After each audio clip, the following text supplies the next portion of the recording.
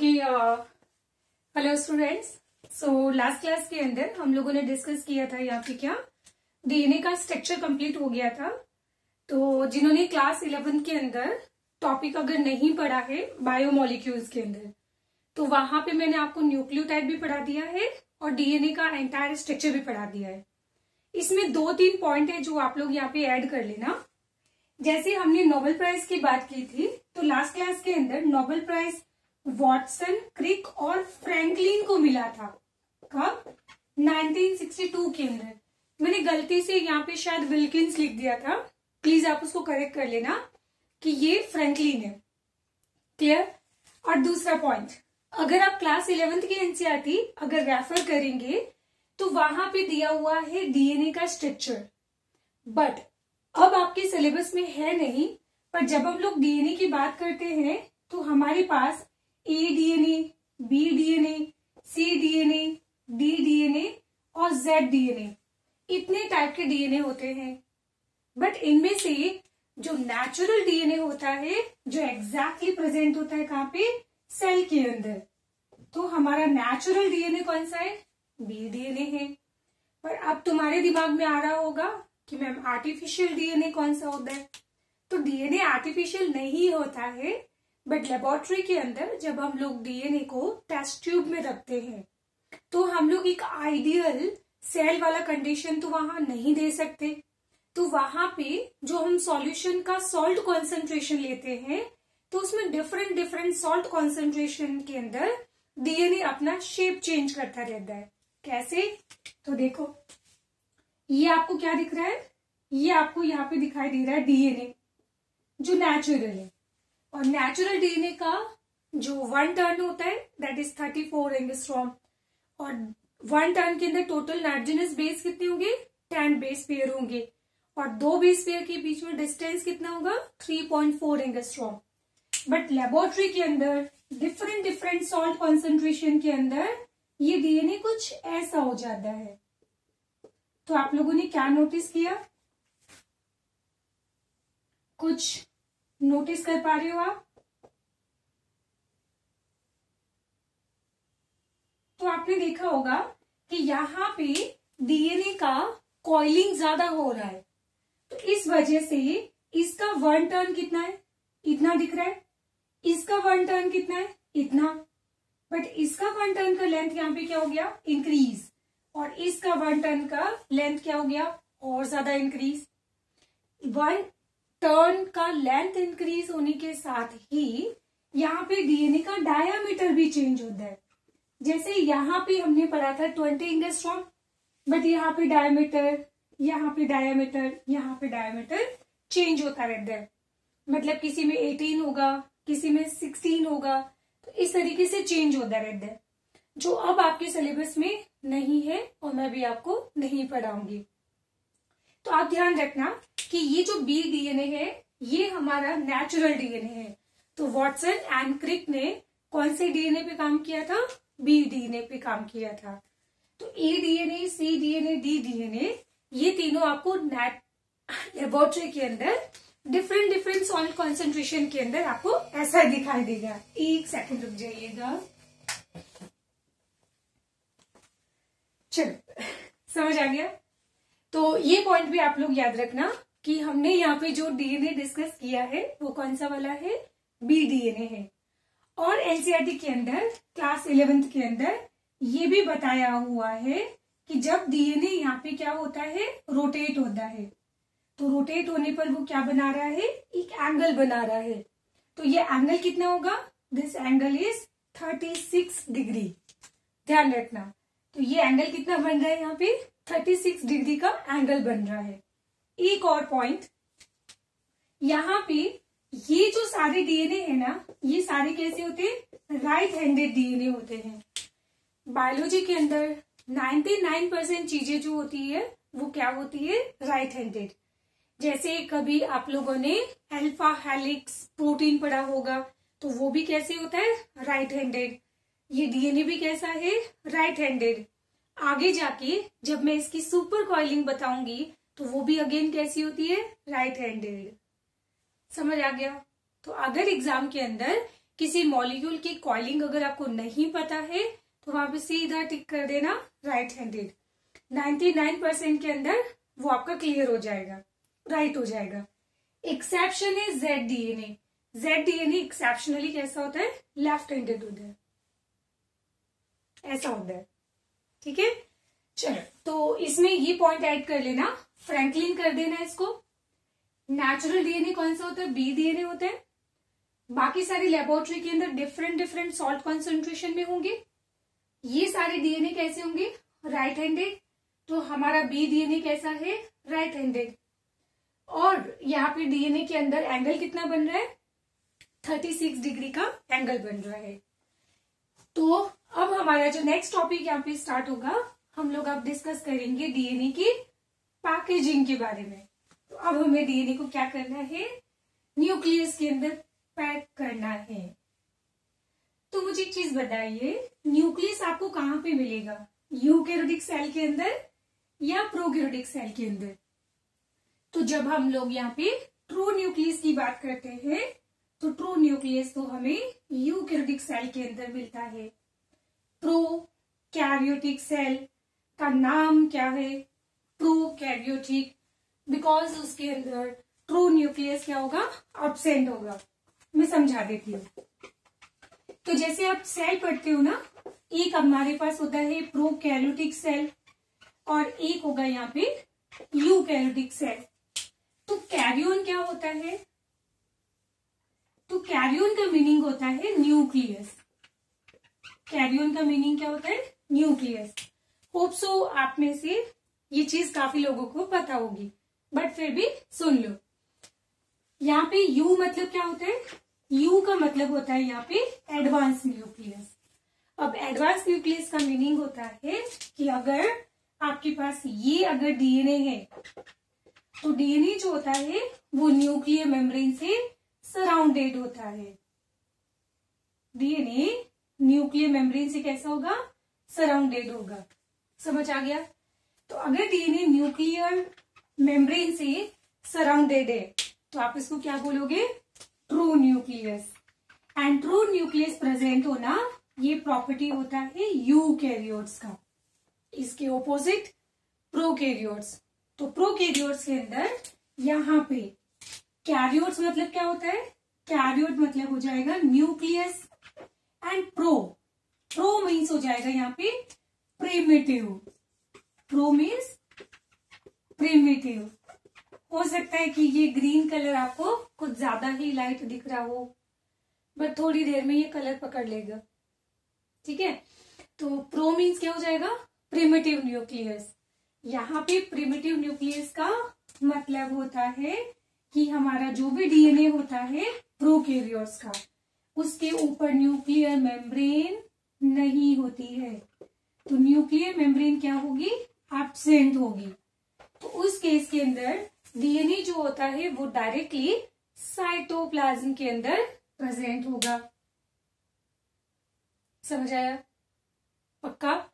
तो ये डायरेक्टली कहां प्रेजेंट होगा, साइटोप्लाज्म के अंदर। तो इस तरीके से ये एक न्यूक्लियस लाइक स्ट्रक्चर, क्या बोलेंगे इसको, this is nucleus like structure. तो डीएनए और डीएनए के सराउंडिंग में जो एरिया होता है उसको हम बोलते हैं न्यूक्लियस लाइक स्ट्रक्चर, जिसके लिए हम स्पेशल नाम रखते हैं। आप आइडर बोल सकते हो जीनोफोर, या सबसे इंपॉर्टेंट होता है न्यूक्लियोइड। ये टर्म आपको पता होना ही चाहिए। तो जीनोफोर बोल दीजिए और न्यूक्लियोइड बोल दीजिए, या फिर आप इसको बोल सकते हैं प्रिमिटिव न्यूक्लियस या इंसिपिएंट न्यूक्लियस। इंसिपिएंट बहुत पुराना प्राचीन न्यूक्लियस। ठीक है, तो इनमें से आपको जो अच्छा नाम लगे बोल देना। बट एनसीईआरटी के अंदर न्यूक्लियोइड टर्म यूज हो चुका है, तो आप देख लेना उसको।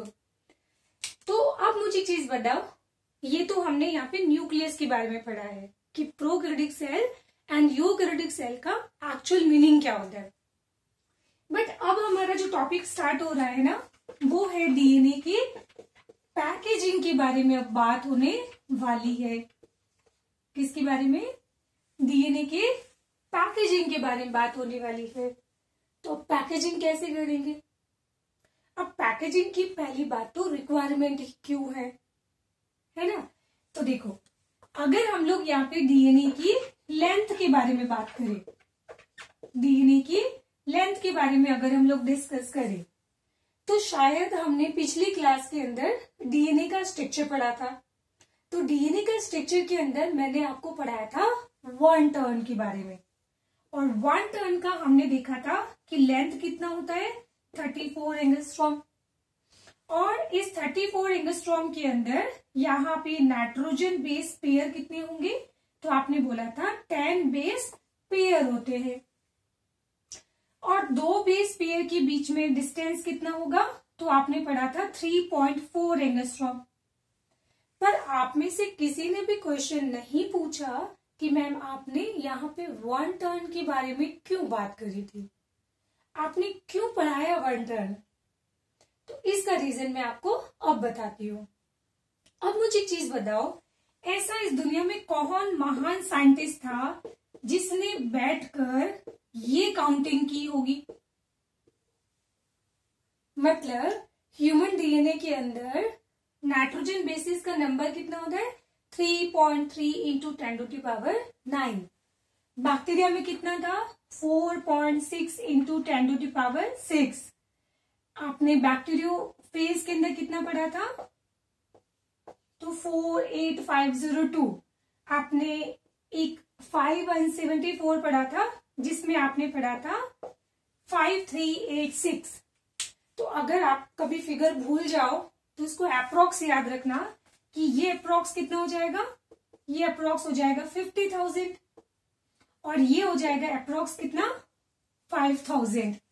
तो ये 5,000 में 386 ऐड कर दो, और 50,000 में आप 1500 नहीं, देख लेना, तो मतलब थोड़ा ही कम इससे। तो ये 50,000 के करीब वैल्यू है, और ये 5,000 के करीब वैल्यू है। आपको याद रखनी पड़ेगी क्योंकि ये वैल्यू एनसीईआरटी की वैल्यू है, ध्यान रखना। चलो, तो अब मुझे चीज बताओ, ऐसा कौन साइंटिस्ट है जिसने, चलो ये तो कैलकुलेशन हो सकती है, ये भी कैलकुलेट किया जा सकता है, पर ये 10⁶ को छोड़ो, कौन साइंटिस्ट होगा जिसने 10⁹ कैलकुलेट किया होगा बैठ के? और उसमें भी आपको न्यूक्लियोटाइड दिखाई नहीं देते हैं, तो आपने इसको कैसे काउंटिंग कर सकते हो? क्वेश्चन समझ आया? तो अब मैं आपको बताती हूं कि मैंने आपको 1 टर्न के बारे में क्यों पढ़ाया था। बता दूं, अगर हमारे पास, हम लोग एक कंप्लीट डीएनए का लेंथ तो मेजर कर ही सकते हैं ना, तो हमारी सेल के अंदर डीएनए का, ह्यूमन का जो लेंथ होता है वो होता है 2.2 मीटर। क्या होता है? 2.2 मीटर। बट ये 2.2 मीटर क्या है? एक डिप्लॉयड सेल की बात की जा रही है या haploid cell?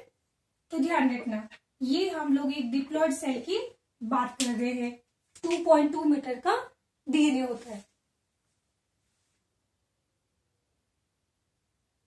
Oh my God, ये तो काफी बड़ा डीएनए है, और वो भी एक सिंगल सेल के अंदर।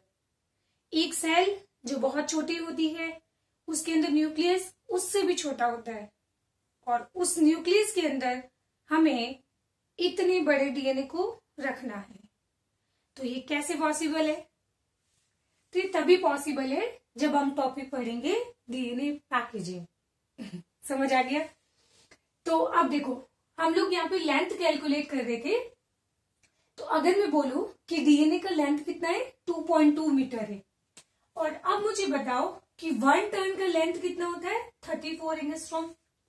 तो क्या इस डीएनए के अंदर आप टोटल न्यूक्लियोटाइड्स का नंबर कैलकुलेट कर सकते हो? यस, हम लोग ये बोलेंगे कि since 34 angstrom length of DNA contain 10 base pair, तो एक एंगस्ट्रॉम में कितना होगा? हैंस एक एंगस्ट्रॉम के अंदर हो जाएगा 10/34 बेस पेयर। तो अगर मैं पूछूं कि अगर तुम्हारे पास डीएनए 2.2 मीटर का है तो पहले तो आप एंगस्ट्रॉम को मीटर में चेंज करो। तो यहाँ पे इसको मैंने चेंज कर दिया 1 मीटर के अंदर। तो 1 मीटर में चेंज करने के लिए आप इसको मल्टीप्लाई कर दोगे 10⁻⁻10 से। ठीक है, आगे यूनिट क्या आ जाएगी? Base pair. अब आपको फाइंड आउट करना है 2.2 मीटर के अंदर। तो ये 10/34 हो गया, मल्टीप्लाई 10⁻⁻10 और यहाँ पे आ जाएगा 2.2। आगे मैंने लिखा है बेस पेयर। तो आप इसको कैलकुलेट करो। तो कैलकुलेट करने के लिए मैं रफली इसको 34 को मैं 30 बना देती हूँ। तो सिंपल है, इसको मैंने 0 से कट कर दिया। अब 30 को इससे जब आप कैलकुलेट करोगे तो वैल्यू लास्ट में आएगा 6.6। ओ सॉरी, ये तो प्लस होगा ना। एंगस्ट्रॉम को मीटर में चेंज कर रहे हैं तो 1 मीटर के अंदर इतने एंगस्ट्रॉम होते हैं। आप मल्टीप्लाई करोगे ना, प्लस करोगे तो ये कितना हो जाएगा? इसको फाइनली आप कैलकुलेट कर लेना तो एग्जैक्ट वैल्यू आएगी, पता है यहाँ पे 6.6 इंटू 10⁻9 बेस पेयर। कहाँ पे? 2.2 मीटर के अंदर। तो कल हम लोगों ने पढ़ा था ना 3.3, तो वो हैप्लॉइड सेल का था। किसका? हैप्लॉइड सेल का। और ये वैल्यू कितना है? डिप्लॉइड सेल का है। तो डिप्लॉइड सेल में कितना हो जाएगा? 6.6 हो जाएगा। तो इसलिए पढ़ते हैं हम लोग 1 टर्न। तो एक टर्न के बारे में जानकारी इसलिए दी जाती है। बताओ इसमें कोई प्रॉब्लम? तो अब इसके बेसिस पे आप लोग फटाफट कैलकुलेट करो।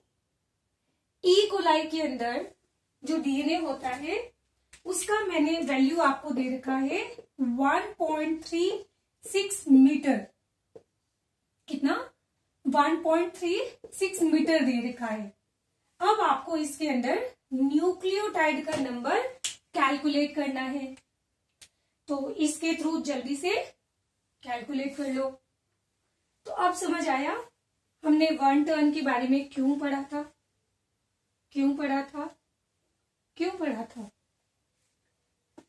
ताकि हम लोग एक कंप्लीट डीएनए के अंदर कितने न्यूक्लियोटाइड होते हैं वो कैलकुलेट कर सकते हैं। क्योंकि ये तो किसी की बस की बात नहीं है कि एक न्यूक्लियोटाइड जो दिखाई नहीं देते हैं और फिर उनको 10⁻9 को कैलकुलेट करना है। तो इस तरीके से 2.2 मीटर के डीएनए के अंदर यहाँ पे कितने नाइट्रोजनस बेस होंगे? 6.6 इंटू 10⁻9 बेस पेयर्स होंगे। इसका उल्टा मैं अगर बोलूं कि अगर आपको न्यूक्लियोटाइड के बारे में अगर पता है तो क्या आप लोग डीएनए का लेंथ फाइंड आउट कर सकते हो? ऑब्वियसली, अगर तुम्हारे पास टोटल न्यूक्लियोटाइड कितना है? 6.6 इंटू 10⁻9 है और 2 न्यूक्लियोटाइड के बीच में डिस्टेंस कितना होता है? 34 एंगस्ट्रॉम। तो अब इसको कैलकुलेट करो। एंगस्ट्रॉम को जब मैं हटाऊंगी तो मैं इसकी जगह 10⁻⁻10 तो लिख ही सकती हूँ। अब ये 10⁻9 है एंड ये 10⁻−10 है। तो बचा क्या? -1। इन दोनों को जब आप मल्टीप्लाई करोगे तो आंसर 22 पॉइंट समथिंग कुछ आएगा। इस -1 को मैं पॉइंट यहां ले जाओ तो देखो अब वैल्यू कितना आ गया? वैल्यू आ जाएगा 2.2। तो आप इससे इसको फाइंड आउट कर सकते हो और इसके थ्रू आप इसको भी फाइंड आउट कर सकते हो। पक्का? तो एक एनसीईआरटी के अंदर आपको क्वेश्चन भी पूछा हुआ है। वो क्वेश्चन आपसे ये बोल रहा है कि अगर ई कोलाई के डीएनए के अंदर अगर 4.6 इंटू 10⁻6 बेस पेयर है तो बताओ उसके डीएनए की लेंथ क्या होगी? हाँ, तो हम लोग बोलेंगे कि अगर हमारे पास nitrogenous base 4.6 into 10⁻6 base pair है और 2 नाइट्रोजन बेस पेयर के बीच में डिस्टेंस 3.4 एंगस्ट्रॉम होता है। एंगस्ट्रॉम को हटाओगे तो 10⁻⁻10 लिखना होगा। ये कितना है? 6। ये कितना है? ये कितना हो गया? -10 हो गया। तो ये कितना हो जाएगा? 10⁴। अब इसको और इसको मल्टीप्लाई कर लेना, फिर वो पॉइंट लगा देना, तो वैल्यू कितना आ जाएगा? तो वैल्यू आ जाएगा 1.36 मीटर। तो अगर हमारे पास डीएनए का टोटल लेंथ है तो हम उसके अंदर कितने न्यूक्लियोटाइड होंगे ये भी फाइंड आउट कर सकते हैं by the help of 1 term. और अगर आपके पास टोटल न्यूक्लियोटाइड है तो इसका हम लोग लेंथ भी फाइंड आउट कर सकते हैं। चलो, आपने फाइंड आउट तो कर लिया। अब सोचो कि बैक्टीरिया और जो सेल होती है वो तो माइक्रोस्कोपिक होते हैं, और इतनी छोटी सेल के अंदर आपको डीएनए को प्लेस करना है, वो डीएनए जिसका लेंथ मीटर में है। तो ये कैसे पॉसिबल हो सकता है? तो अब हम पढ़ने वाले हैं डीएनए पैकेजिंग के बारे में। ठीक है, तो सबसे पहले हम पढ़ते हैं पैकेजिंग ऑफ प्रोकैरियोटिक डीएनए। क्या पढ़ेंगे हम लोग? Packaging of prokaryotic DNA. तो प्रोकैरियोटिक डीएनए, पहला चीज तो आप लोग ध्यान रखना कि जो प्रोकैरियोट्स का डीएनए होता है ना, वो कैसा होता है? सर्कुलर डीएनए होता है, डबल स्ट्रैंडेड होगा और आपको दिखाई देगा कैसा? सर्कुलर। किसका डीएनए? प्रोकैरियोट्स का डीएनए। बट यूकैरियोट्स का जो डीएनए होता है वो डबल स्ट्रैंडेड होगा और लीनियर डीएनए होगा। तो इसमें फर्क क्या होता है कि यूकैरियोट्स का डीएनए लीनियर होता है और प्रोकैरियोट्स का डीएनए कैसा होता है? सर्कुलर होता है। पक्का? ये सर्कुलर तो होता है बट ये साइटोप्लाज्म के अंदर स्कैटर्ड नहीं होता है। इसका प्रॉपर एक तमीज से पैकेजिंग की जाती है। तो ये पैकेजिंग कैसे होता है? ये मान लो कि आपके पास एक बैक्टीरियल सेल है, तो ये मैंने क्या बना दिया? This is bacterial cell. तो इसके अंदर अब हम बनाने जा रहे हैं न्यूक्लियोइड के बारे में। तो ये न्यूक्लियोइड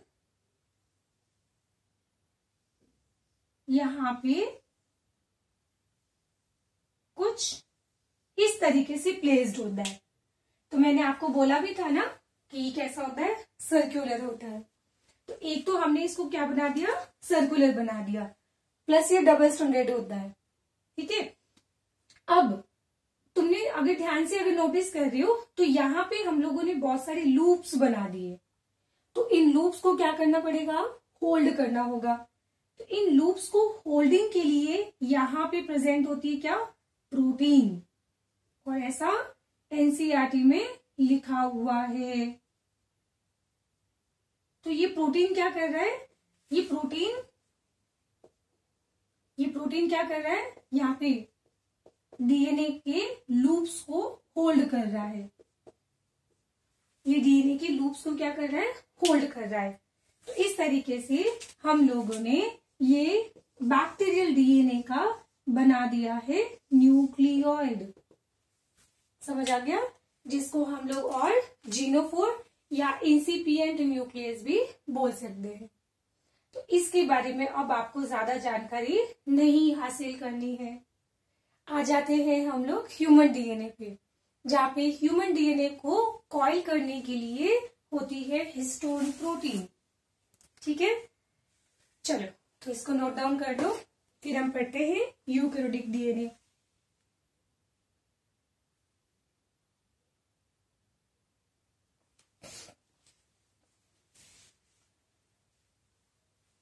एक मैं पहले बता देती हूँ बेटा, ये चैप्टर भी थोड़ा ठीक ठाक बड़ा चैप्टर है, बहुत ज्यादा नहीं है बट ठीक ठाक बड़ा चैप्टर है। और मेंटली प्रिपेयर है ना कि मैं इस चैप्टर की वीडियो जो है अप्रोक्स 1 आवर की ही बनाऊंगी, क्योंकि बेटा अब सिलेबस थोड़ा खींचना है हमें, और अभी तो आपके स्कूल में एग्जाम वगैरह भी है नहीं, तो हम लोग कवर कर ही सकते हैं।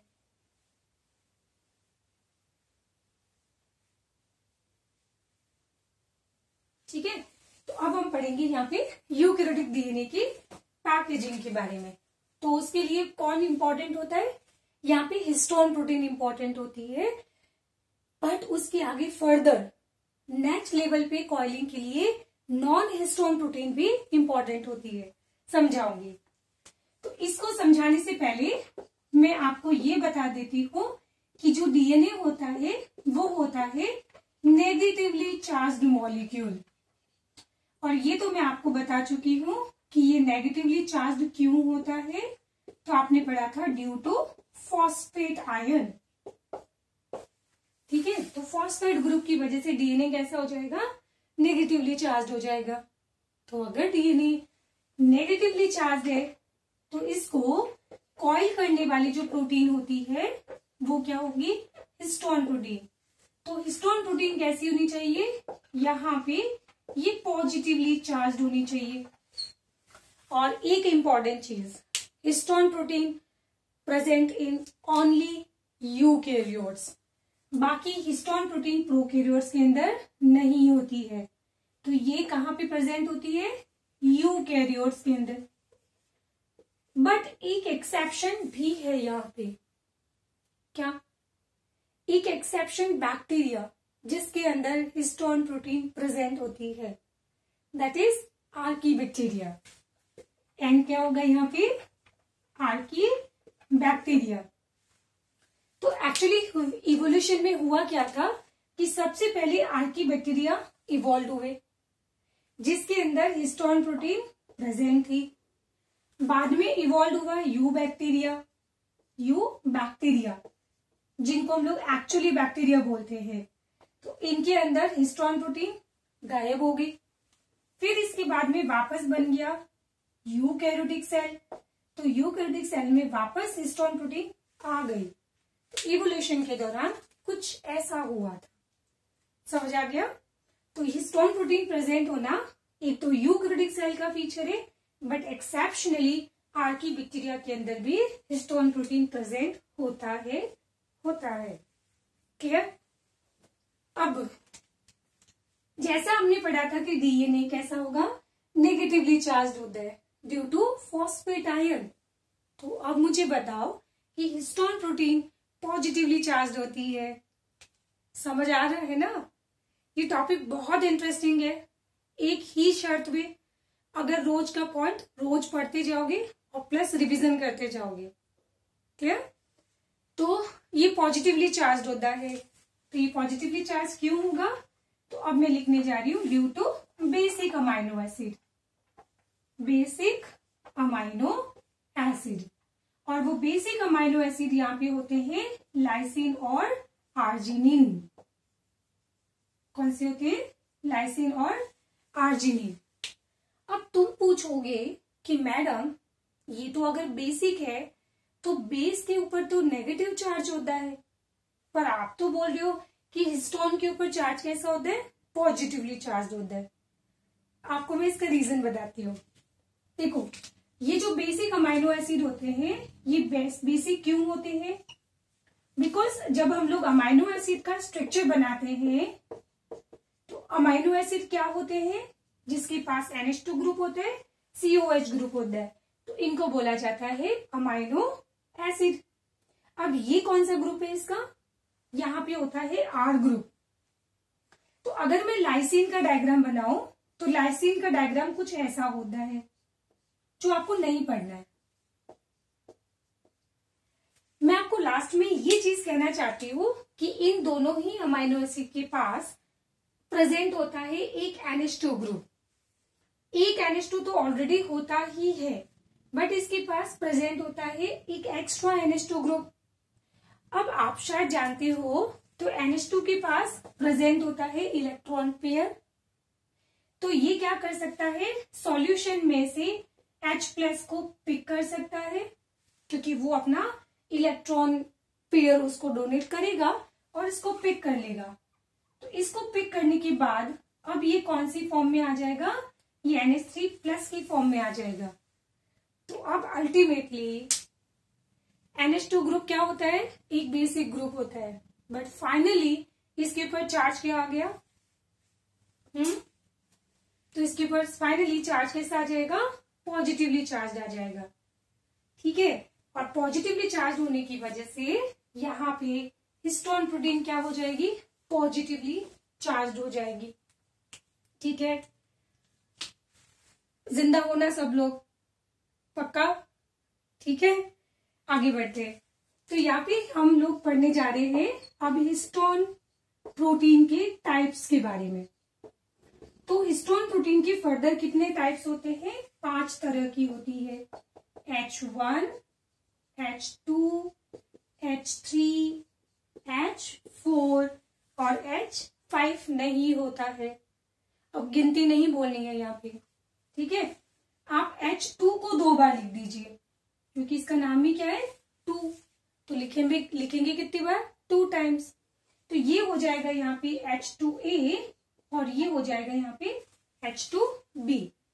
तो इस तरीके से हिस्टोन प्रोटीन के कितने टाइप्स हो गए, टोटल 5 टाइप्स की हिस्टोन प्रोटीन हो गई। H1, H2A, H2B, H3, H4। Clear? और इनके अंदर क्या ज्यादा होता है, लाइसिन और आर्जिनिन का अमाउंट काफी रिच होता है। अगर मैं बात करूं स्टार्टिंग के 3, तो ये स्टार्टिंग के 3 जो होते हैं वो लाइसिन रिच होते हैं, और लास्ट के 2 ये दोनों आर्जिनिन रिच होते हैं। और इसमें भी अगर मैं बात करूं तो H1 जो होता है इसमें लाइसिन रिच होता है, बट इन तीनों में सबसे ज्यादा लाइसिन होता है H1 के अंदर, लाइसिन रिचेस्ट। समझ आ गया? तो ये चीज अगर आपको याद नहीं भी होती है तो आप इसको आराम से स्किप कर सकते हैं, क्लियर? बट ये जरूर ध्यान रखना कि हिस्टोन प्रोटीन जो होती है वो पॉजिटिवली चार्ज होती है, और वो किसकी वजह से होती है, लाइसिन और आर्जिनिन की वजह से। पक्का? चलो, तो अब क्या करते हैं, ये तो हमने हिस्टोन प्रोटीन के टाइप्स पढ़ लिए। अब हिस्टोन प्रोटीन जो है वो डीएनए को कॉइल कैसे करेगा, तो वो अभी हम लोग देखेंगे। तो उसके लिए मैं यहाँ पे एक बहुत ही इंपॉर्टेंट डायग्राम बनाने जा रही हूं, that is nucleosome. Very very important, और ये आपके 12th बोर्ड का बहुत इंपॉर्टेंट टॉपिक है। तो डीएनए प्लस हिस्टोन प्रोटीन दोनों मिलके अब बनाएगा क्या, न्यूक्लियोसोम। और न्यूक्लियोसोम फर्दर यहाँ पे बनाएगा क्रोमेटिन नेट, ठीक है। और क्रोमेटिन नेट फर्दर बनाते हैं क्रोमोसोम। बट अभी इतना देखो, तो यहाँ पे आपको क्या करना है, आप H1 को छोड़ दो, तो बाकी कौन कौन से, H2A, H2B, H3, H4, इनके 2-2 मॉलिक्यूल उठा लो, तो टोटल कितने हो गए, टोटल हो जाएंगे यहाँ पे 8 मॉलिक्यूल। मैडम नहीं समझ आया हमें, ये मैंने क्या लिखा है, ये मैंने लिखा है यहाँ पे H2A, और इस H2A के पीछे एक और H2A है जो मुझे दिख रहा है, ठीक है। और ये कौन है, H2B, और H2B के भी पीछे एक और H2B है, वो भी मुझे दिख रहा है। ये कौन है, H3, इसके पीछे भी एक और H3 है, और ये हो जाएगा यहाँ पे H4, और इसके भी बैक साइड में एक और H4 है। तो इन सबके मैंने कितने मॉलिक्यूल ले लिए, सबके 2 मॉलिक्यूल ले लिए। तो इस तरीके से बन जाएगा, दिस इज हिस्टोन ऑक्टामर। तो ये हमारा क्या तैयार हो गया, हिस्टोन ऑक्टामर, जिसको हम लोग और बोल सकते हैं कोर। बताती हूं क्यों। तो हिस्टोन ऑक्टामर कैसे बना, तो इसके लिए आपने H2A, H2B, H3 और H4 इन सबको लेके आपने मल्टीप्लाई कर दिया 2 से, ये तैयार हो गया हमारा हिस्टोन ऑक्टामर। अब H1 का काम क्या है, तो रुक जाओ बताते हैं। अब इसके ऊपर हम लोग यहाँ पे कॉइल करेंगे डीएनए को। तो ये क्या हो गया, डीएनए इस तरीके से, इस कोर मतलब होता है सेंटर वाला पार्ट, तो सेंटर के अंदर कौन है, सेंटर के अंदर हो गया हिस्टोन ऑक्टामर, और पेरीफेरी पे क्या कॉइल हो रहा है, डीएनए। सो दैट्स वाई मैंने हिस्टोन ऑक्टामर को क्या लिखा था, कोर। या फिर इसको हम लोग एक और नाम दे सकते हैं, न्यू बॉडी। कौन सा बॉडी, न्यू बॉडी। न्यू मतलब क्या होता है, न्यूक्लियोसोम, ठीक है। तो न्यूक्लियोसोम का सेंटर वाला मेन बॉडी, तो ये हो जाएगा न्यू बॉडी। समझ आया। अब मैम इससे क्या फायदा होगा, तो सोचो आपके पास एक बड़ी सी, नहीं, आपके पास पतंग उड़ा रहे हो, तो पतंग उड़ाने के लिए बहुत लंबा सा धागा होता है। अब मैंने आपको बोला है कि एक मेरे पास मैच बॉक्स है, और इस मैच बॉक्स के अंदर आप इतने लंबे धागे को पैक कर दो, तो क्या पॉसिबल है, यस। कैसे, उस धागे को पहले तो उतारो नीचे, फिर उसके बाद में उसकी कॉइलिंग करना शुरू कर दो। कैसे, पहले एक बार उसको कॉइल किया, ठीक है, फिर उसी के ऊपर दूसरी बार कॉइलिंग कर दो, फिर तीसरी बार और कॉइलिंग कर दो। तो कॉइलिंग होते होते वो बहुत ही छोटा सा कॉम्पैक्ट स्ट्रक्चर बन जाएगा, तो अल्टीमेटली ये आपका बन जाएगा क्रोमोसोम, ठीक है। तो इसको आप लोग मैच बॉक्स के अंदर फिक्स कर सकते हो ऑब्वियसली। तो अगर मान लो कि आपके पास ये प्रेजेंट है, यहाँ पे खूब सारे हिस्टोन प्रोटीन, ये सारे क्या प्रेजेंट है, यहाँ पे हिस्टोन प्रोटीन प्रेजेंट है, और इसके ऊपर मुझे कॉइल करना है, किसको, डीएनए को कॉइल करना है। तो ये मैंने हिस्टोन ऑक्टामर बना दिया, और इस हिस्टोन ऑक्टामर पे अब डीएनए कुछ इस तरीके से कॉइल होगा।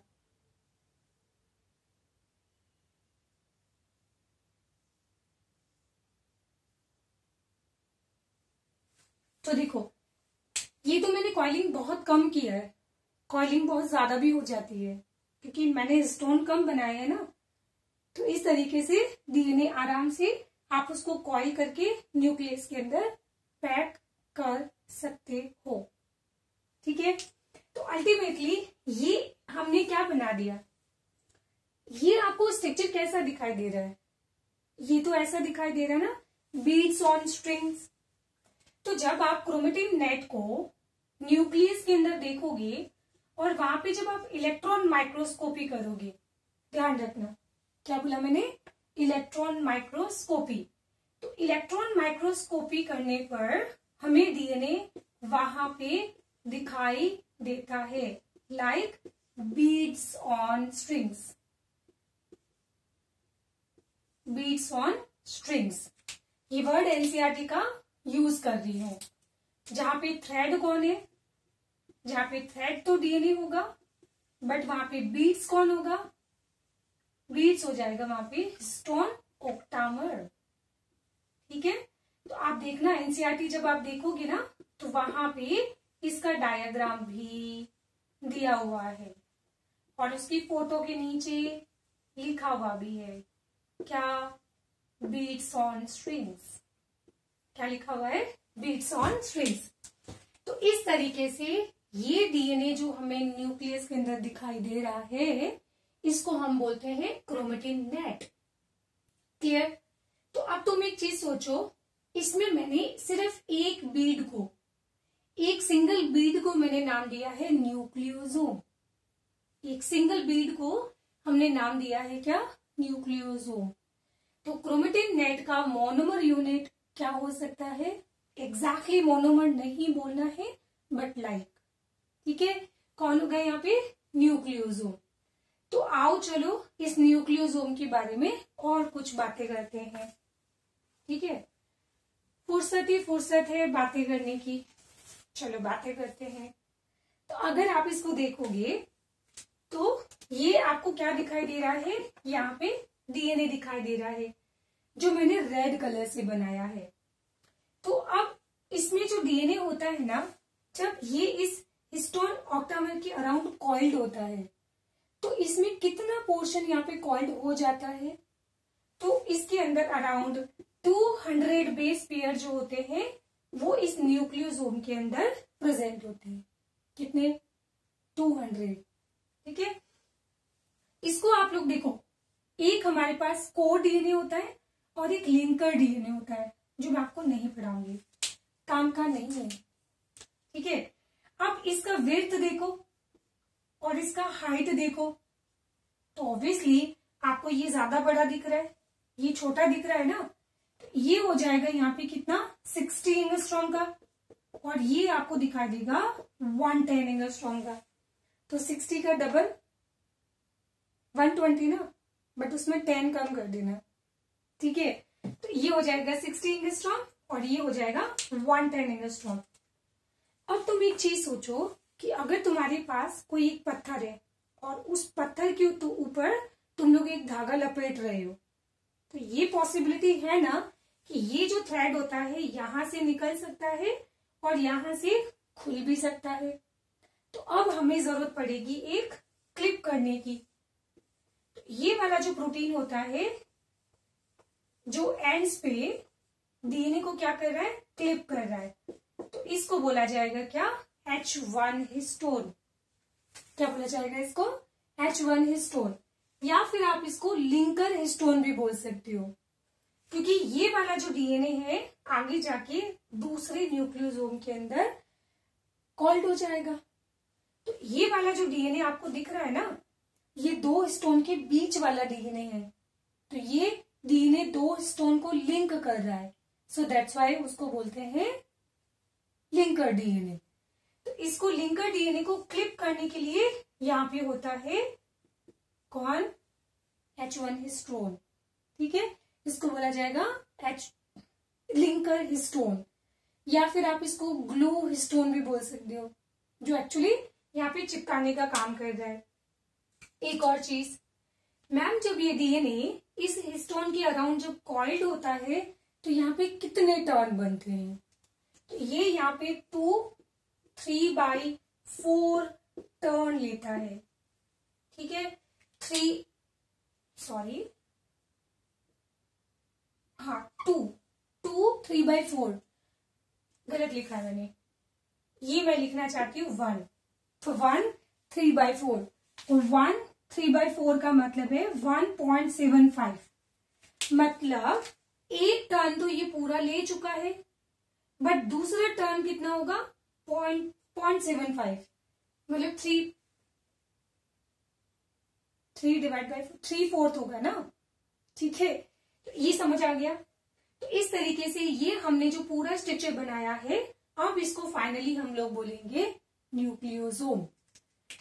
तो न्यूक्लियोसोम क्या होता है, तो न्यूक्लियोसोम इज इक्वल टू हम बोलेंगे histone octamer plus DNA and plus H1 protein. तो इस तरीके से ये पूरा स्ट्रक्चर, एक जो सिंगल बीड बनता है, इसको बोला जाएगा अब न्यूक्लियोसोम। पक्का समझ आ गया। ठीक है, तो अब ये न्यूक्लियोसोम जो है इस तरीके से बहुत सारे रिपीट होते रहेंगे, और जब आप इसका इलेक्ट्रॉन माइक्रोस्कोपी करोगे तो आपको वहां पे दिखाई देगा beads on strings. So technically वहां पे आपको दिखाई दे रहा है क्रोमेटिन नेट। श्योर। ठीक है, अब मैं आपको क्रोमेटिन नेट के टाइप्स बताने वाली हूँ और क्रोमोसोम क्या होता है। आई थिंक बहुत सारे बच्चों को कंफ्यूजन होता होगा डीएनए, क्रोमेटिन नेट और क्रोमोसोम्स के बीच में, तो वो मैं आपको एक्सप्लेन करूंगी बहुत ही सिंपल वे में। ठीक है, इसको फटाफट प्रैक्टिस करो, फिर आगे चलते हैं हम लोग।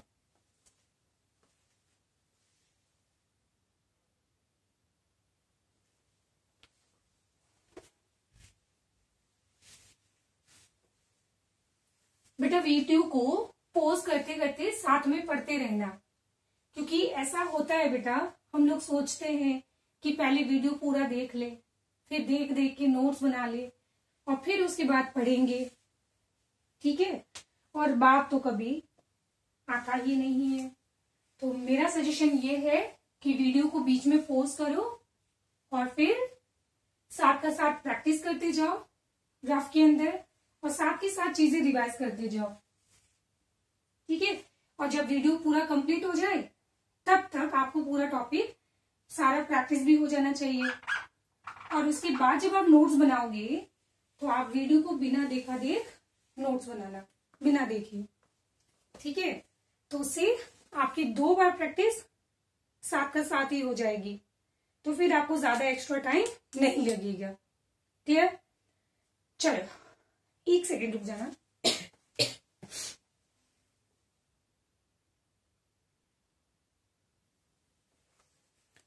चलो, तो इसके बाद हम लोग इसकी फर्दर कॉलिंग के बारे में बात करते हैं। तो मैंने आपको बोला था कि क्रोमेटिन नेट क्या होता है, क्रोमोसोम क्या होता है, तो वो शायद अभी आपको बहुत अच्छे से क्लियर होने वाला है। तो देखो, ये मैंने डायग्राम किसका बनाया है, तो मुझे बताने की जरूरत नहीं है कि ये डायग्राम मेरा तो नहीं है। तो ये डायग्राम किसका है? ये डायग्राम डीएनए का होता है। तो डीएनए का विड्थ बताओ कितना है? तो हमने पढ़ा था यहाँ पे 2 क्या नैनोमीटर लिख सकते हो, 20 एंगस्ट्रॉम या फिर 2 नैनोमीटर। और फिर इसके बाद यहाँ पे जब इसकी कॉइलिंग होती है तो फर्दर क्या बनता है? तो फर्दर बन जाता है यहाँ पे न्यूक्लियोसोम।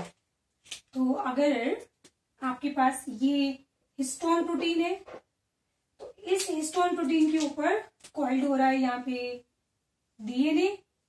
तो इसकी कॉइलिंग से ये जो स्ट्रक्चर बनता है इसका डायमीटर कितना हो जाएगा? तो अभी हमने पढ़ा था कि 110 एंगस्ट्रॉम पढ़ा था, है ना, जिसको क्या मैं अप्रॉक्स 11 नैनोमीटर बोल सकती हूँ।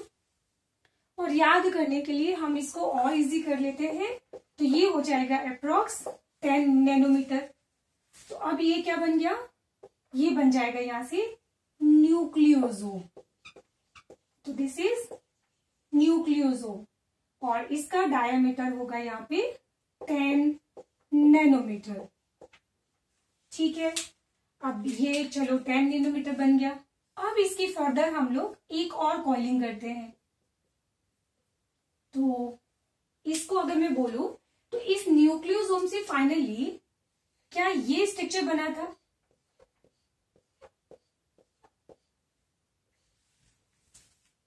हाँ, बीड्स ऑन स्ट्रिंग्स। तो ये तो मैंने सिंगल बनाया है ना, तो ये क्या बन गया? This is beads on strings. तो इसका भी डायमीटर कितना होगा? 10 नैनोमीटर होगा। ठीक है, अब आप इसको बोलते क्या हो? Chromatin net. तो दिस इज क्रोमेटिन नेट। अब क्रोमेटिन नेट के बाद इसकी फर्दर नेक्स्ट लेवल पे कॉइलिंग होने जा रही है। तो नेक्स्ट लेवल पे कॉइलिंग का मतलब इन न्यूक्लियोसोम को ही फर्दर और कॉइल करना है। तो जैसे आपके पास एक स्ट्रिंग्स होती है ना, तो उसी माला होती है ना, तो माला के ऊपर आपको वापस कॉइल करना उसको, लाइक कुछ इस तरीके से।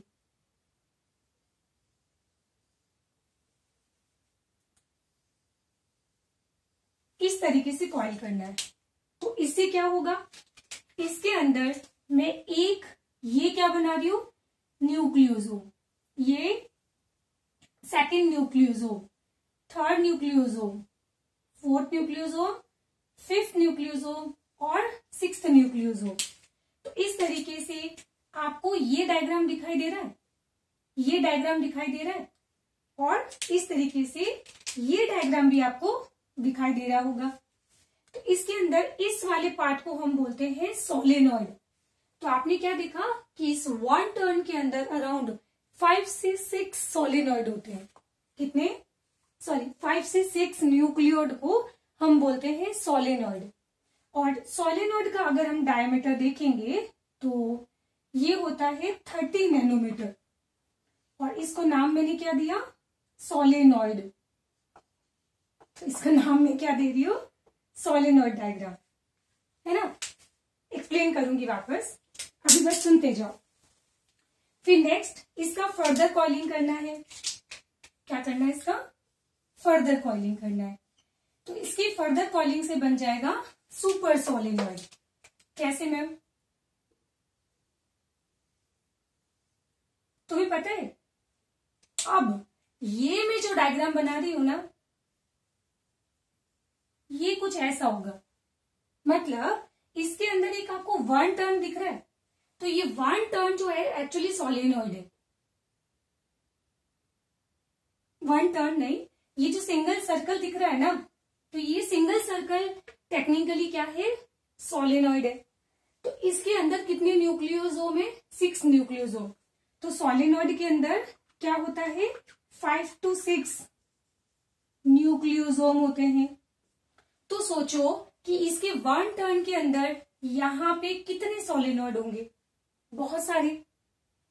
नहीं समझ आ रहा है तो एक काम करना, इसको गूगल करना, वीडियो सर्च नहीं करना है, आप सिंपली डायग्राम देख के आइडेंटिफाई कर लोगे कि मैं आपको क्या कहना चाहती हूँ।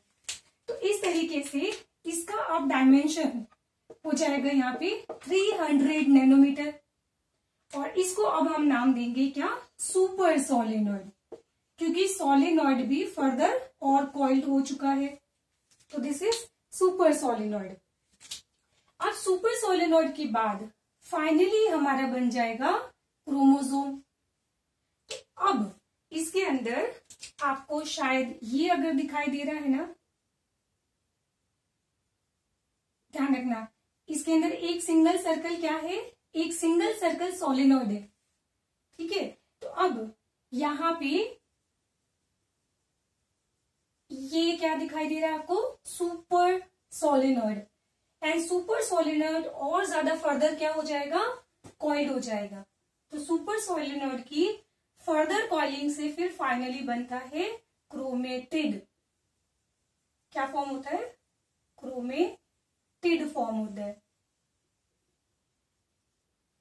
ठीक है। तो ये मैंने डायग्राम यहाँ पे ड्रॉ किया है एक सिंगल क्रोमेटिड का, बट आपने कभी क्रोमोसोम का डायग्राम ऐसा भी बनाया होगा और कभी ऐसा भी बनाया होगा। मैं एक्सप्लेन करती हूँ मैं क्या कहना चाहती हूँ। इसको मैं और लिख सकती हूँ, तो इसको हम लोग क्या बोलते हैं, क्रोमेटिड, ठीक है। एंड क्रोमेटिड का डायमीटर हो जाएगा यहाँ पे 700 नैनोमीटर। बट हम लोग क्या पढ़ते हैं कि जब सेल डिवीजन होता है, और सेल डिवीजन के टाइम क्या बनता है, क्रोमोसोम बनता है। तो क्रोमोसोम के अंदर क्या होता है, एक सिंगल क्रोमेटिड होता है। बट जब डीएनए रेप्लिकेशन का फेज आता है, और फेज के टाइम ये डीएनए जब रेप्लिकेट होगा तो इसकी कितनी क्रोमेटिड हो जाएगी, 2 क्रोमेटिड हो जाएंगे। तो आप इनको क्या बोलते हो कि ये इसकी सिस्टर क्रोमेटिड है। एंड सिस्टर क्रोमेटिड मतलब ये इसके रेप्लिकेशन से बनी है। तो इस तरह के 2 क्रोमेटिड रखने वाला जो क्रोमोसोम है, आपको प्रॉपर क्रोमोसोम कौन सी फेज में दिखाई देता है, तो मेटाफेज के अंदर। तो ये जो मैंने डायग्राम बनाया है, दिस इज मेटाफेजिक क्रोमोसोम। तो अगर एक सिंगल क्रोमेटिड अगर 700 नैनोमीटर है, तो इसके पास क्रोमेटिड कितने, 2 क्रोमेटिड है। तो यहाँ पे ये बन जाता है क्या, मेटाफेजिक क्रोमोसोम। और इसका डायमेंशन कितना हो जाएगा, 400 नैनोमीटर। तो सोचो यहाँ पे डायमीटर बढ़ने के साथ वो क्या होता जा रहा है, शॉर्ट होता जा रहा है और कंडेंस होता जा रहा है। तो ध्यान रखना, ये एग्जाम के अंदर इस तरीके से पूछा जाएगा। तो क्या मैं ऐसा बोल सकती हूँ कि यहाँ पे मतलब कॉइलिंग कितनी बार हुई है, तो this is first level of coiling. ये क्या हो गया, कॉइलिंग का फर्स्ट लेवल हो गया। ये कौन सा होगा, this is second level of coiling. मैं सब याद करवा दूंगी। फिर ये क्या हो जाएगा, this is third level of coiling. And this is last, कौन सा, फोर्थ लेवल ऑफ कॉइलिंग। तो यहाँ पे कॉइलिंग कितनी बार होगी, 4 बार कॉइलिंग होगी। तो इसमें फर्स्ट लेवल की कॉइलिंग के लिए यहाँ पे इन्वॉल्व होता है कौन, हिस्टोन प्रोटीन। तो यहाँ पे फर्स्ट लेवल की कॉइलिंग पे पार्टिसिपेट करेगा हिस्टोन प्रोटीन। बट यहाँ पे नॉन हिस्टोन प्रोटीन, यहाँ पे भी क्या होगा, नॉन हिस्टोन प्रोटीन पार्टिसिपेट करते हैं। यहाँ पे भी नॉन हिस्टोन प्रोटीन। एक्सप्लेन करती हूँ क्या होता है, ठीक है। तो अब इसका याद करने का तरीका सुनो। डीएनए तो आपको पता ही है, डीएनए के कॉइलिंग से न्यूक्लियोसोम बनता है, ये भी आपको पता ही है। और न्यूक्लियोसोम से क्या बनता है, क्रोमेटिन नेट बनता है, ये भी आपको पता ही है। तो जब सेल रेस्टिंग कंडीशन में होती है तो वहां पे आपको डीएनए कौन से फॉर्म में दिखाई देता है, क्रोमेटिन नेट के फॉर्म में दिखाई देता है। बट जब सेल डिवीजन का टाइम आता है तो सेल डिवीजन में क्या बनता है, उस टाइम बनते हैं क्रोमोसोम। तो ये सेकेंड लेवल का कॉइलिंग, थर्ड लेवल का कॉइलिंग और फोर्थ लेवल का कॉइलिंग ये कब शुरू होता है, ये शुरू होता है ड्यूरिंग सेल डिवीजन। और सेल डिवीजन में कब, जब प्रोफेज स्टेज होती है। समझ आया। तो नॉर्मल सेल के अंदर आपको क्या मिलता है, chromatin net, but cell division के टाइम क्या मिलता है, क्रोमोसोम। और जब एक बार सेल ने डिवाइड कर लिया और उसके बाद सेल वापस जब नॉर्मल फेज में आएगी, जब रेस्टिंग फेज में आएगी, तो वापस उसके अंदर जो क्रोमोसोम होगा वो डीकंडेंस्ड होगा और डीकंडेंस्ड होके ये वापस बन जाएगा क्या, क्रोमेटिन नेट। समझ आ गया, पक्का। तो देखो इसको, ये क्यों बनता है ये तो क्लियर हो गया। अब इसको याद कैसे करना है, तो इसको याद करने का तरीका देखो। पहले डीएनए का डायमीटर तो आपको पता ही है, तो 20 एंगस्ट्रॉम, या फिर बोल सकते हैं उसको 2 नैनोमीटर। अब न्यूक्लियोसोम कितना होता है, 10 नैनोमीटर। फिर सोलेनॉइड कितना होता है, 30 नैनोमीटर। फिर सुपर सोलेनॉइड कितना होता है, 700 नैनोमीटर। क्रोमेटिड कितना होता है, एक सिंगल क्रोमेटिड होता है 400, तो दो कितने हो जाएंगे, 1400। 2, 10, 30, 300, 700 और इसका डबल 1400। 2, 10, 30, 300, 700 और 1400। वापस बोल रही हूँ, 2, 10, 30, 300, 700, 700 का डबल 1400। 2, 10, 30, 300, 400 और इसका डबल 700। अब आप सब लोग इस चीज को 5 बार बोलो। जिसने नहीं बोला उसका फिर सिलेक्शन नहीं होगा, ध्यान रखना। 5 बार बोलो सब लोग। 2, 10, 30, 300, 700 और उसका डबल 1400। हाँ, मैंने 5 बार बोलने के लिए बोला है आपको, तो बोलते जाओ, ठीक है। हो गई बकवास, ठीक है। आगे देखो, अब मैंने यहाँ पे कुछ प्रोटीन्स के बारे में डिस्कस किया है और ये प्रोटीन्स यहाँ पे हेल्प करती है कहाँ पे, कॉइलिंग के अंदर।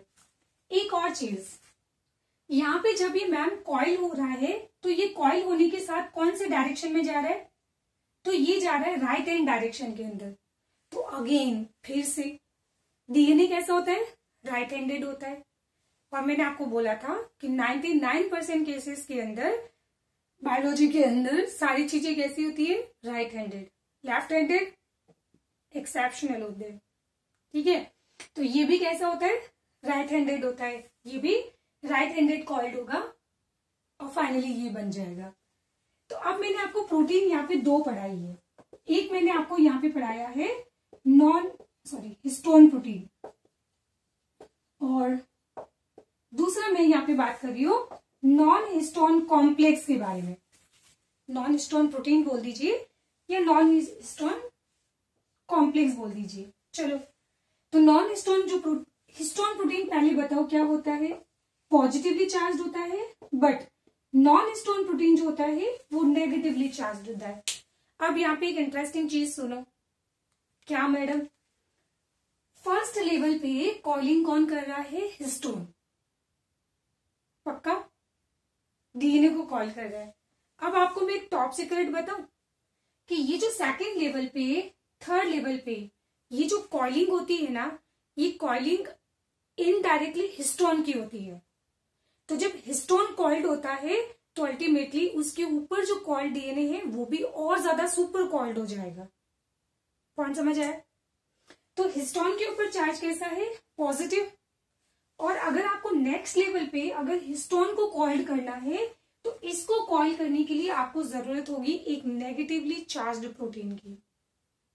थम्स अप, ठीक है। चलो दूसरा, ये पॉजिटिवली चार्ज क्यों होता है? बिकॉज इसमें हमने पढ़ा था लाइसिन एंड आर्जिनिन का नंबर काफी ज्यादा होता है, सो दैट्स वाई ये पॉजिटिवली चार्ज हो जाता है। और ये दोनों अमाइनो एसिड कैसे होते हैं? ये दोनों बेसिक अमाइनो एसिड होते हैं। तो इसका उल्टा ये नॉन हिस्टोन प्रोटीन एक एल्कलाइन, नॉन हिस्टोन प्रोटीन एक एसिडिक प्रोटीन होती है। और इसके अंदर हम बोलेंगे कि यहाँ पे ट्रिप्टोफान, ये आपकी अगेन चॉइस है अगर आप याद करना चाहो तो। ट्रिप्टोफान और टायरोसिन का नंबर क्या मिलेगा आपको? ज्यादा मिलेगा। अब एसिडिक प्रोटीन के ऊपर चार्ज नेगेटिव कैसे हो गया? तो अगर आप लोग जानते हो कि जो एसिड होता है वो ऐसा होता है, पर पानी के अंदर ये जब डिसोशिएट होता है तो H+ रिलीज कर देता है और फाइनली इसके ऊपर चार्ज कौन सा आ गया? नेगेटिव। तो जो भी एसिड होते हैं पानी के अंदर उसके ऊपर चार्ज कौन सा आ जाता है? नेगेटिवली चार्ज आ जाता है। अरे वाह। फिर उसके बाद में हम लोग यहाँ पे डिस्कस करने जा रहे हैं इसके टाइप्स के बारे में। तो इसके टाइप्स हमने पढ़ा था H2A, H1, H2A, H2B, H3 and H4। तो ये 5 टाइप्स के होते हैं। बट नॉन हिस्टोन प्रोटीन जो है इसके फर्दर 3 टाइप होते हैं। एक होता है स्ट्रक्चरल प्रोटीन, या फिर इसको हम बोल सकते हैं स्कैफोल्ड। अब स्ट्रक्चरल का मतलब जो एक्चुअली यहाँ पे कॉइलिंग के अंदर हेल्प कर रहा है, ठीक है। पर तुम एक चीज सोचो कि जब डीएनए का रेप्लिकेशन चल रहा है, डीएनए का ट्रांसक्रिप्शन चल रहा है, तो रेप्लिकेशन करने वाला एंजाइम कौन? DNA polymerase. ट्रांसक्रिप्शन करने वाला एंजाइम कौन? RNA polymerase. बस 2 मिनट रुक जाओ, खत्म हो रहा है टॉपिक, ठीक है। Thank you. तो डीएनए पॉलीमरेज और आरएनए पॉलीमरेज एक्चुअली क्या है? एंजाइम। एंजाइम मतलब प्रोटीन। तो ये इसके साथ में अगेन एक और एसोसिएट होता है क्या? Enzymatic protein. तो ये एंजाइमेटिक प्रोटीन कौन हो सकता है? लाइक एग्जाम्पल डीएनए पॉलीमरेज हो सकता है, आरएनए पॉलीमरेज हो सकता है। तो ये हो जाएगा, दिस इज एंजाइमेटिक प्रोटीन। आप लोग लिख लेना इसको। एंड द लास्ट हम लोग यहाँ पे बात करेंगे HMG, high mobility group protein. High mobility HMP या HMGP, हाई मोबिलिटी प्रोटीन। इस प्रोटीन को हम लोग और बोलते हैं रेगुलेटरी प्रोटीन। और बेसिकली ये हिस्टोन ऑक्टामर को डिसोशिएट करता है। फाइनली अब सुनो ध्यान से। अब अगर मैं लास्ट में अगर एक चीज बोलूं कि आपके पास ये एक डीएनए है और डीएनए के अंदर ये इतना पोर्शन जो है वो एक्चुअली क्या है? वो एक्चुअली जीन है, ठीक। अब अगर सपोज करो कि ये हमारे पास कौन है? This is histone protein. और इस हिस्टोन प्रोटीन के ऊपर जब मैं डीएनए को कॉइल कर दूंगी तो अल्टीमेटली मेरा जो जीन होगा वो जीन हिस्टोन के ऊपर क्या हो चुका है? कॉइल्ड हो चुका है। और एक बार अगर डीएनए हिस्टोन के अराउंड कॉइल्ड हो गया तो इसके साथ में मतलब वो बाइंड हो चुका है। जब वो बाइंड हो गया तो उसके साथ में अदर जो प्रोटीन होती है वो इंटरैक्ट नहीं कर सकती है। और उस टाइम सपोज करो कि इसका मुझे प्रोटीन बनाना है, इस जीन से मुझे आरएनए बनाना है, मैं बना सकती हूँ क्या? नहीं ना। तो अगर मान लो कि उस प्रोटीन की जब भी आपको जरूरत होगी उस टाइम आप इस जीन को हिस्टोन से अलग करोगे, तो अलग करने पर ये ऐसा हो जाएगा। और जब ऐसा हो जाएगा तो ये जब डीएनए यहां से ओपन हो जाएगा, ये जीन हिस्टोन से जब अलग हो जाएगा तो नाउ इसके साथ में अब इंटरैक्ट कर सकता है आरएनए पॉलीमरेज। और वो आरएनए पॉलीमरेज इसका क्या कर देगा? ट्रांसक्रिप्शन कर देगा। तो ट्रांसक्रिप्शन से आरएनए बन जाएगा और आरएनए से प्रोटीन बन जाएगी। अब अगर मान लो कि आपको उस प्रोटीन की जरूरत नहीं है तो आपको इस जीन को क्या करना है, इनएक्टिवेट करना है, ताकि ये ट्रांसक्रिप्शन में पार्टिसिपेट नहीं करे। तो उसके लिए वापस हम जीन को हिस्टोन के अराउंड कॉइल्ड कर देंगे। समझ आ रहा है? तो इस तरीके से ये जीन का क्या चल रहा है, ऑन ऑफ चल रहा है। ये क्या चल रहा है, जीन का ऑन और ऑफ चल रहा है। तो ये मैं आपको नेक्स्ट क्लास में बताऊंगी, ठीक है। तो एक्चुअली ये जो हिस्टोन ऑक्टामर होता है ना, इस हिस्टोन ऑक्टामर को यहां से डिसोशिएट करने का काम होता है HMG का। तो इसको इसलिए बोलते हैं हाई मोबिलिटी प्रोटीन। तो इसका मतलब हाई मोबिलिटी प्रोटीन जीन्स को एक्टिवेट करने का काम करती है और हिस्टोन उसको इनएक्टिवेट करने का काम करती है। तो इस तरीके से ये हिस्टोन का एसोसिएशन और dissociation with DNA gene regulation का भी एक टाइप है, ठीक है।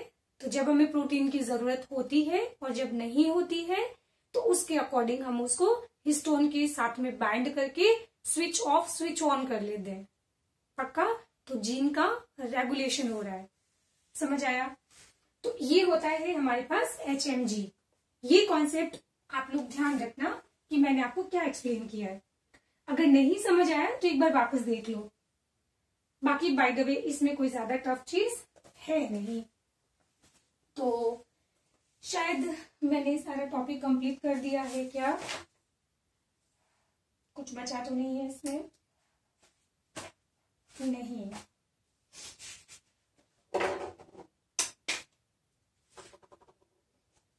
ठीक है। हाँ, ये मैंने गलत लिख दिया था, तो मैं वही देख रही थी। इसको हम लोग NHC बोलते हैं। ये NCERT में दिया हुआ है, तो इसको ध्यान से पढ़ लेना। HNC होता है non histone protein, non histone chromosomal protein, non histone chromosomal protein. ठीक है, तो मैंने मार्कर रख दिए हैं। तो अब आप लंबी सांस ले लो, लेक्चर कंप्लीट हो गया है। तो आज हमने सिर्फ और सिर्फ एक टॉपिक पढ़ा है, पैकेजिंग ऑफ DNA, जो ज्यादा टफ नहीं था। ठीक है, तो पहले मैंने आपको प्रोकैरियोटिक DNA और यूकैरियोटिक DNA के बारे में बताया था कि प्रोकैरियोटिक को प्रोकैरियोट्स क्यों बोलते हैं और यूकैरियोट्स को यूकैरियोट्स क्यों बोलते हैं। फिर हमने उसकी थोड़ा बहुत लेंथ के बारे में बात की थी। फिर हमने प्रोकैरियोटिक DNA को क्या किया था, कॉइल किया था। और लास्ट में हमने फिर यूकैरियोटिक DNA से हिस्टोन प्रोटीन के साथ में कॉइल किया था और हिस्टोन प्रोटीन के बारे में पढ़ा था। और फिर लास्ट ये चीज पढ़ी थी, बस हो गया खत्म। 2, 10, 30, 300, 700, उसका डबल 1400। 2, 10, 30, 300, 700, उसका डबल 1400। और सारी वैल्यू नैनोमीटर में दी हुई है। ठीक है, तो आज की क्लास इतनी ही। नेक्स्ट क्लास हम फिर नए टॉपिक से स्टार्ट करेंगे। तो स्माइल करना बिल्कुल नहीं भूलना। ठीक है, डॉक्टर बनो नहीं बनो, एक अच्छे इंसान जरूर बन जाना। और अच्छे इंसान जो एटलीस्ट कम से कम अपने बारे में अवेयर हो। ठीक है, स्माइल करना तो बिल्कुल नहीं भूलना, क्योंकि स्माइल के बारे में ऑलरेडी आपको बता चुकी हूँ, सेरोटोनिन। ठीक है, चलो फिर टाटा बाय बाय, जय हिंद। स्माइल करते जाओ, ट्राई करते जाओ।